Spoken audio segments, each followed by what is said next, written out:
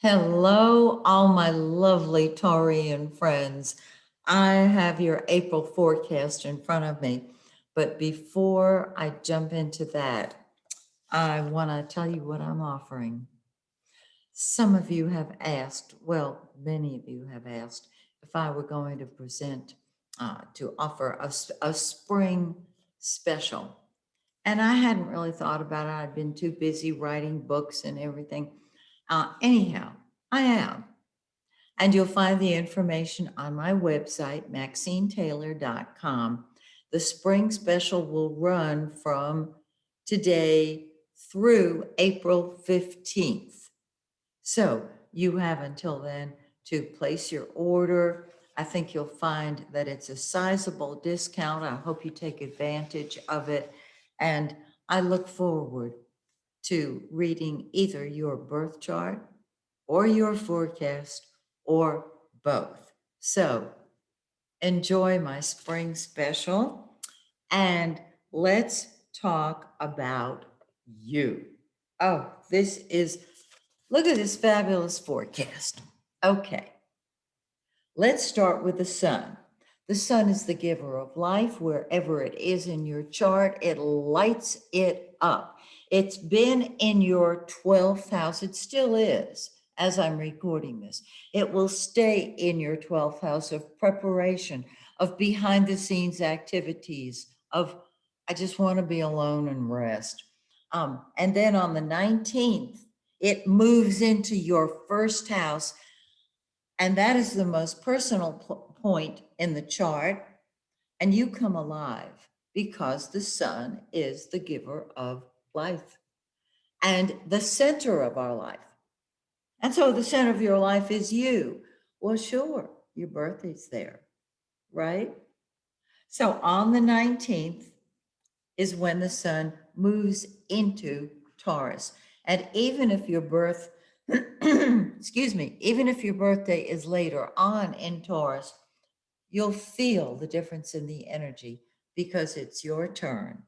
Now, Mercury, the blue planet, what we think about and talk about, is in your 11th house of friends. It has been there. And you're talking and sharing, and you're wanting to talk to your friends and be with your friends, and Zoom your friends and text your friends. You get the picture. On the 3rd, Mercury moves into your 12th house. You'll probably be more introspective, perhaps more spiritual. However, the sun and Mercury are right close to each other. And so on the 19th, both the sun and Mercury enter your first house. And wherever Mercury is what you think about and talk about, which I've mentioned. Well, you're going to be talking after Mercury moves into your first house if you have a tendency to be a conversationalist. If not, you'll be thinking about yourself, and that's fine. Once a year, you get to do that. Okay? Now, Venus, the planet of love and beauty and money, which rules Taurus, is in the 12th house. And because Venus rules love, you may be keeping your love life away from prying eyes during the time that it's in your 12th house. On the 14th, it crosses your ascendant and enters your first house, and you fall in love with you. When you fall in love with you, the whole world does because they want what you've got. It makes you, it helps you love you. It's a time to change your hair, your makeup, your clothes, to beautify yourself. That's Venus. And so on the 14th, which is even before Mercury and the sun get to the ascendant, Venus says, here I am, don't I look beautiful? And the answer is yes. Now, Mars, the planet of action, the planet of what comes first to us, what we will fight with and fight for. It's in your second house of money. And when Mars is in the second house, you are actively involved in creating money. This is great.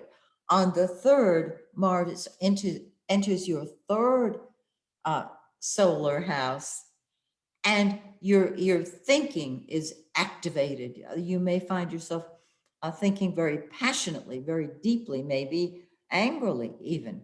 But what it shows is that you are communicating beautifully and sharing your ideas very forthrightly. I love it. Now we have a new moon on the 11th in 22 of Aries, and it is in your 12th house. Again, the new moon is where, and well, not again for that. The new moon is when energy starts, but in the 12th house, you want to pull back. Okay? You're saying, I want to be by myself. Don't you worry. The full moon on the 26th in 7 of Scorpio is in your 7th house of partnership, of other people, of the world. It's a one-on-one house. And so while you might find that you're still needing a little solitude and privacy, your relationships beckon you. And on the full moon, all of the relationships in your life can bear fruit. I love it. Have a marvelous April. And don't forget to take advantage of my spring special. I think you'll really love it. So, till next month, may the stars shine brightly on you and yours. Bye for now.